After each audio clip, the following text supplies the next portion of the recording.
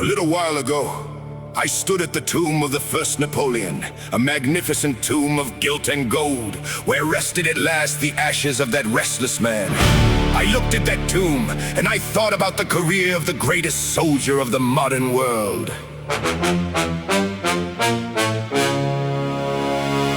As I looked, in imagination I could see him walking up and down the banks of the Seine, contemplating suicide. I could see him at Paris, putting down the mob. I could see him at the head of the army of Italy. I saw him in Egypt, fighting battles under the shadow of the pyramids. I saw him conquer the Alps and mingle the eagles of France with the eagles of Italy.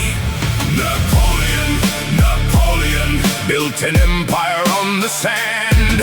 Napoleon, Napoleon, blood and iron in your hand, you held your stand.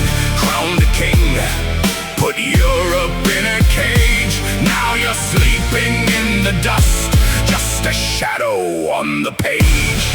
Napoleon, Napoleon, Napoleon, watch the empire burning down. I saw him in Russia, where the infantry of the snow and blast smote his legions, where death robbed the icy winds of winter. I saw him escape from Elba and retake an empire by the force of his genius. I saw him at the field of Waterloo, where fate and chance combined to wreck the fortunes of their former king. I saw him at St. Helena, with his hands behind his back, gazing out upon the sad and solemn sea. Napoleon, Napoleon, built an empire on the sand. Napoleon, Napoleon, blood and iron in your hand, you held your stand.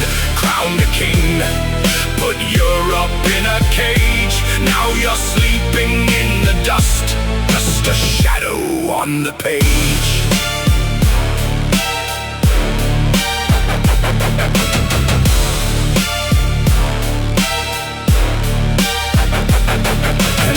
Of all the widows he had made, of all the orphans, of all the tears that had been shed for his glory.